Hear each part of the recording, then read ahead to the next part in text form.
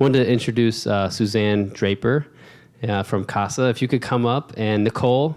I didn't get to meet you yet, but Nicole's from the Villages, and they're going to give us a few minutes each, kind of a little bit of what they do, but also help us get a picture of what the current reality is in terms of fostering in our county and area. Thanks for coming, Nicole. Oh, no problem. Yeah. You're going to regret giving me a microphone. Yeah, you're literally giving me a soapbox to talk about this topic I'm so passionate about, so you may regret it. But I am Nicole Schultz. I am with the Villages. A lot of people don't know about the Villages, so I'm happy to spread the word. Unfortunately, some people in the back of the room have heard the same spiel last night, so I apologize you're hearing it again. But they are, can I put you guys on a soapbox too? They're actually going through foster parent training with us right now, so I think that's very awesome, and I was super excited to meet some of them last night. But anyway, the Villages is the oldest and largest nonprofit foster care agency in Indiana. We have 9 offices around the state. I have worked at the Villages for 11 years now. I am currently the director of admissions. Prior to that, I worked for Vanderburgh County DCS, as did Suzanne, in our prior lifetimes before we left and went to different agencies. So we've been on both sides of this. I've been involved in working with birth families. Now I'm more on the side of helping to place children in foster homes. And I know that we have the highest number in Indiana we've ever had of children entering the foster care system. We typically average between 12 and 14,000 children in foster care in Indiana, which is awful. But as of now, we have 24,000 in foster care. Here locally, we are seeing, just like the rest of the state and even the surrounding states nationwide, we are still seeing the huge influx of numbers. There's over 1,000 children in Vanderburgh and the surrounding counties in southwestern Indiana that are placed outside their home right now, that are unable to maintain a safe environment with their birth family.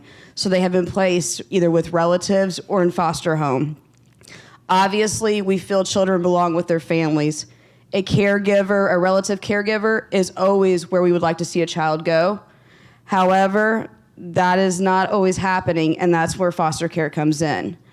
We have, of the children in this area that are in foster care, some of them are in relative homes, about 50%. The other 50% are in traditional foster care. That is kind of alarming. I actually feel guilty standing here right now speaking to you because I know at my desk back at work, I am missing so many phone calls and emails of people from Department of Child Services looking for homes around the state. Because we are also seeing such an increase of children being placed outside their counties. I believe in this area we average, it depends on which county you look at. Some of your smaller counties, only 50% of the children are able to remain in their home county. Here in Vanderburgh, it's about 30 to 40% depending on when you look at it. So that's close to half the kids, over a third, that are being placed outside their communities. And we don't want to see that because this is our next generation. And we feel that it is more important forever for us as a community to stand up and make a difference. And I am so thankful that you guys are here talking about this problem and addressing this issue because I feel like I've been yelling about it for over a decade now, and I feel like people are finally starting to hear. Because this issue has always been here. It has just gotten increasingly worse. Oh, hey, CFC. They've been great on talking to us as well. So they're recognizing the problem, and I'm so happy to see community leaders come out and say, we've got to do something. We've got to make a change. Am I going over my time yet, Ross? Okay, I'm just going to tell you a little bit about the Villages, then I'll hand off the microphone. A little bit more about our programs. One of the biggest questions I get is, what is the difference between DCS foster care and Villages foster care? What are the differences? Well, it's all the same children that are coming into foster care. However, when DCS removes a child, they will try to place the child in one of their state foster homes. If they cannot locate a state foster home, then they will contact the Villages. We are a private agency, So we have a little bit different requirements. We actually require foster parents to have 20 hours of training up front, where the state requires 10 hours of training. So it's just kind of what's your preference? Do you want the more education up front, or do you think you have it and you're ready to go?